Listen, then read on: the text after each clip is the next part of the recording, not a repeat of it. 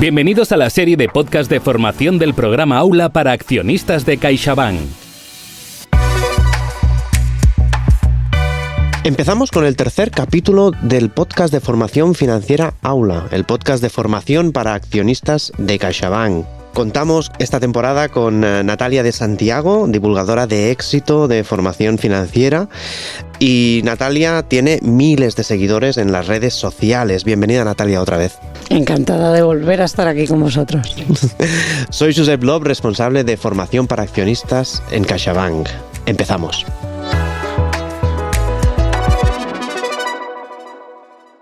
Podcast Programa Aula. Hoy, ¿qué es la inversión y por qué estás invirtiendo aunque no lo sepas? Pues hoy, Natalia, hablaremos de qué es la inversión y por qué estás invirtiendo aunque no lo sepas. En el capítulo anterior hablamos de la importancia de aprovechar lo que no vas a necesitar de tus ahorros en un tiempo para ponerlos a trabajar. Pero esto, ¿qué significa exactamente, Natalia? ¿Qué significa exactamente? Pues es lo que hablábamos, ¿no? Que al final la inversión nace todo de este dinero no lo voy a necesitar ahora y aparte de ser un riesgo porque se lo va a comer la inflación, también representa una oportunidad. Y el aprovechar esta oportunidad, en términos generales, es la inversión. Para conseguir rentabilidad hay que asumir ciertos riesgos o existen algunas inversiones que son seguras. Bueno, esa es la pregunta del millón y la que me hacen a mí todos los días. O sea, todo el mundo que viene, alguien que hace divulgación financiera, viene diciendo, yo es que estoy buscando una inversión que a ser posible dé mucha rentabilidad sin ningún riesgo. Y dices, vale, no existe, empecemos por ahí. Entonces es importante lo que tú decías, hay que aprender que la rentabilidad es una recompensa al riesgo, ni más ni menos. O sea, es como yo asumo este riesgo, pues te doy una rentabilidad a cambio. Con lo cual, siempre va a ser un binomio que va a ir asociado. ¿Qué pasa? Que siempre tendemos a pensar en el riesgo como algo negativo. Y también hay que hacer un pequeño cambio de chip, igual que hablábamos en otros capítulos de cambiar el chip del ahorro, pues también tenemos que hacer un cambio de chip con el riesgo financiero. ¿Por qué? Porque riesgo también es sinónimo de oportunidad, que es de lo que estamos hablando. No solo de ver los riesgos, sino de ver la oportunidad y aprovecharlas. Pues cambiemos el chip, si te parece. Cambiemos el chip y asumamos que hay cierto riesgo financiero. Pero, ¿por qué nos da tanto miedo este? Pues la realidad es que tenemos como una aversión al riesgo financiero y en particular en países como España, en los que somos muy, muy conservadores y que nace realmente del desconocimiento, porque muchísimas veces estamos asumiendo riesgos todo el día, en nuestro día a día, de otro tipo, que a lo mejor son mucho más importantes y sin embargo los hacemos sin pestañear. Y yo siempre digo, tú estás invirtiendo siempre, casi todas las decisiones que tomas en tu vida son una inversión. Por ejemplo, cuando tú decides hacer una carrera u otra, estudiar unos estudios u otros, estás haciendo una inversión, estás decidiendo, voy a dedicar estos años de mi vida, que son muchos, este dinero, estos recursos, a estudiar esto. ¿Por qué? Porque creo que va a representar una oportunidad de poderme ganar la vida en el futuro. Pero tiene un riesgo enorme, porque tú a lo mejor eliges ser médico en lugar de otra cosa, si no te va bien lo de ser médico, no te sacas el miro, yo qué sé. Tiene un riesgo y lo asumimos y lo hacemos, invertimos años de nuestra vida. La gente que oposita tiene un riesgo enorme a no sacarse las oposiciones y aún así, ¿por qué lo haces? Porque ves la oportunidad, porque en otras cosas estamos más acostumbrados a hacer ese cambio de chip y decir, vale, hay un riesgo, pero veo la oportunidad. Y con el riesgo financiero tendemos a solo ver el riesgo y nunca damos ese otro cambio de decir, pero es que también hay una oportunidad. Esto me da que pensar, me acuerdo de Xavi Puig, un doctor de economía de la universidad, que decía que incluso el primer beso es un riesgo, ¿no? Que tienes que asumir, ¿no? Y que puede tener cierta rentabilidad en un futuro, ¿no? Totalmente, totalmente. Pero decías que hasta cuando dejamos el dinero en la cuenta estamos de alguna manera invirtiendo. ¿Es eso así? Sí, al final estás decidiendo, estás invirtiendo a lo mejor en algo que no te va a dar mucha rentabilidad, pero realmente tú estás diciendo, yo tengo estos euros contantes y sonantes, en lugar de quedármelos y gastármelos, los estoy apartando en una cuenta. Es decir, y los estamos poniendo a disposición del banco, como quien dijera, que sí que va a aprovechar esa oportunidad de que tú no necesites ese dinero para aprovechar para prestárselo a otros, que es un poco la base del negocio bancario. Lo que pasa es que la cuenta, como el riesgo que tú tienes es ínfimo, por no decir casi inexistente, pues por eso la rentabilidad que te da una cuenta normal es tan baja o cero, precisamente por eso. Pero sigue siendo una decisión que es parecida a la inversión, simplemente estás optando por tan poco riesgo que obviamente la rentabilidad es nula, como quien dice. Entonces, Natalia, por lo que me dices, la diferencia entre unos productos financieros y otros está únicamente en el binomio rentabilidad-riesgo. Sí, y es un poco la diferencia, el espectro, según vayamos avanzando en más riesgo, más rentabilidad, pues pasamos de productos de ahorro, que son productos que el principio es el mismo de la inversión. Es yo pongo mi dinero en un depósito, por ejemplo, para que me den una rentabilidad.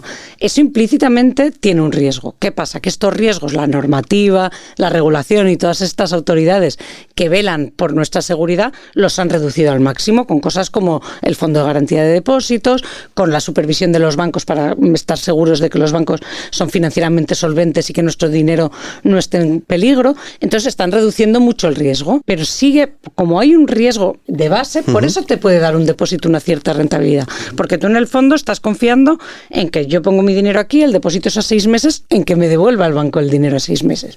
En este caso, los riesgos son muy pequeños, pero existen. Entonces, todos estos productos que en realidad la filosofía es la misma que una inversión, pero que están muy regulados, muy protegidos por la legislación, al final son productos de ahorro, les llamamos, ¿no?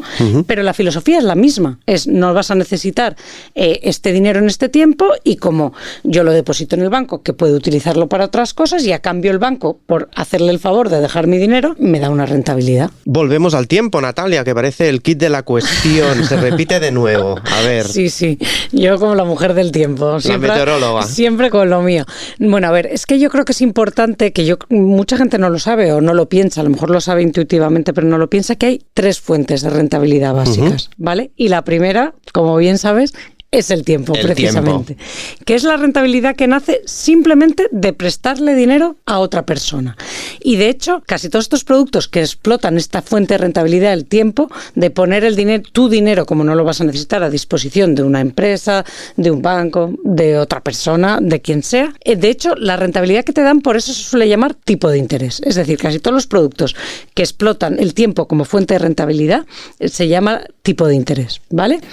Lo que te dan, como los depósitos, te dan un tipo del tanto, porque están explotando el tiempo como fuente de rentabilidad. Pero no solo los depósitos y casi todos, o la práctica totalidad de los productos de ahorro, explotan el tiempo como fuente de rentabilidad, también los productos, por ejemplo, de renta fija, de la que ya hablaremos largo y tendido, porque tiene más miga de lo que parece, pero al final es una rentabilidad que se basa, es como un préstamo. Es igual que conceptualmente a nosotros pedimos una hipoteca y sabemos que tenemos que pagar un precio porque nos presten un dinero, cuando somos nosotros el que ponemos el dinero a disposición de otra entidad, esa entidad nos tendrá que devolver una rentabilidad. ¿Qué pasa? Que cuanto más largo sea el plazo en el que nos van a devolver el dinero, más rentabilidad o más tipo de interés esperaremos, porque el riesgo de que algo pase entre medias y de que yo pueda necesitar ese dinero pero no pueda disponer de él, o de que esa persona o esa entidad quiebre, se vaya a otro país, lo que sea, es mayor. Es decir, todos entendemos que si me lo devuelves mañana el riesgo es menor, si me lo devuelves dentro de 20 años, a saber qué ha pasado de aquí a 20 años. Con lo cual, cuanto a más largo plazo sea la inversión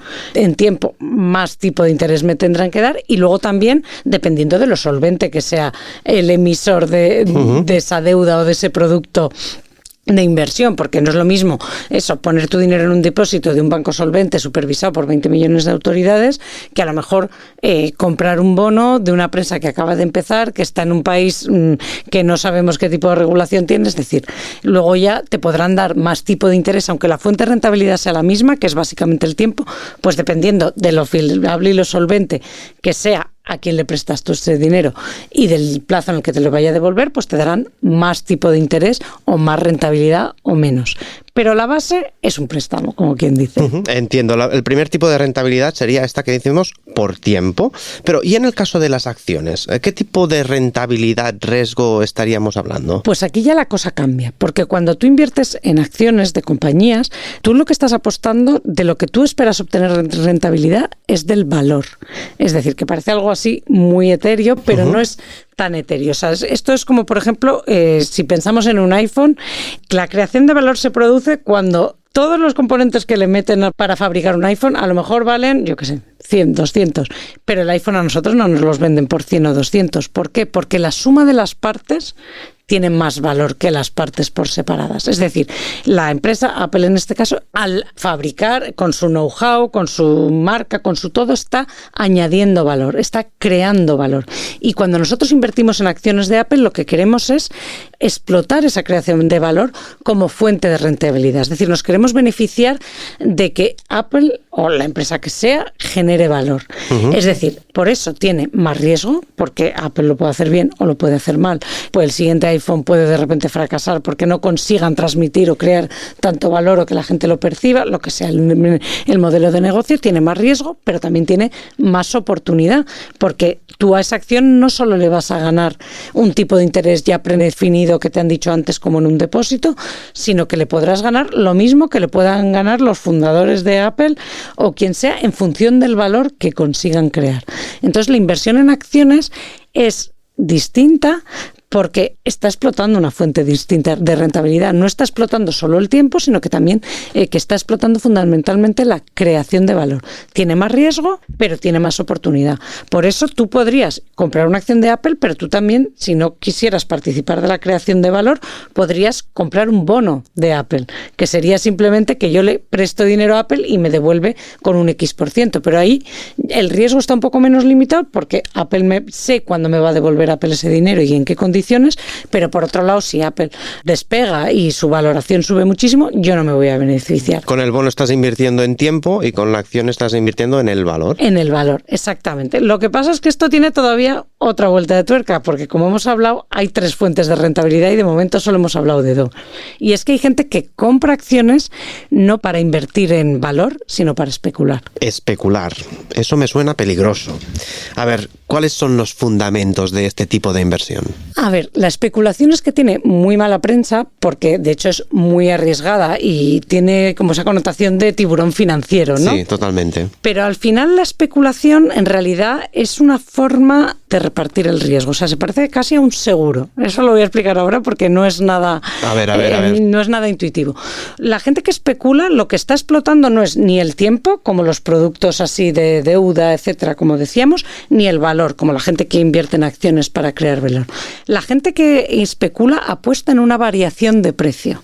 Es decir, volviendo al ejemplo de Apple, a mí me daría igual si Apple va a crear valor o no, es decir, si su modelo de negocio va a seguir haciendo teléfonos estupendos que todo el mundo se pegue por ellos, sino que a mí lo que me interesaría, lo que yo estaría mirando es, creo que a corto plazo la acción de Apple va a subir y bajar, independientemente de cómo vaya Apple, y cómo me puedo aprovechar yo de esta variación de precio.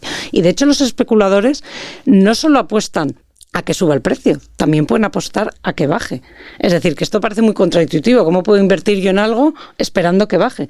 También te puedes aprovechar de eso. Y los especuladores, lo que pasa es que no solo lo puedes utilizar en plan tiburón financiero, sino que la especulación la puedes hacer para protegerte. Es decir, si tú tienes una empresa que depende mucho del precio de una materia, tú puedes comprar un producto especulativo para protegerte, para decir, pues si sube el precio de esta materia y yo estoy invirtiendo, tengo un producto especulativo que me protege, que esa es un poco la base de productos derivados y tal, que son ya mucho más complejos, porque la especulación no tiene un propósito siempre malo, ¿no? Es una forma de repartir el riesgo y de compensar riesgos, ¿no? O sea, que tiene una labor y tiene una función, pero tiene un riesgo enorme, porque al final tú estás jugando con variaciones a muy corto plazo que dependen de cosas muy efímeras, de coyunturas, de ¿por qué crees tú que va a bajar el precio de esto? Pues y que tienen un riesgo inmenso. Entonces, la tolerancia al riesgo que tú tienes que tener para especular es inmensa. Y si no eres consciente del riesgo que tiene esta cosa, o tú no eres consciente cuando compras una acción de qué tipo de inversión estás haciendo, esto es muy importante. Saber, yo estoy comprando esta acción o este fondo o lo que sea para generar valor o porque estoy especulando. Y es importante comportarte acorde a lo que estamos hablando. Muy interesante, esto suena mucho más complejo. A ver, Natalia, resumiendo un poco, la inversión consiste en... La inversión consiste en aprovechar la oportunidad que significa tener un dinero que no vas a necesitar durante un periodo. Eso es la inversión en pura materia. Pero luego entender que esta rentabilidad que queremos obtener de este dinero siempre va a llevar aparejado un riesgo. Y a más rentabilidad queramos, más riesgos tenemos que asumir. Luego ya veremos en otros capítulos que hay formas de mitigar estos riesgos para seguir aprovechando la rentabilidad, pero en principio esto claro, rentabilidad y riesgo van de la mano.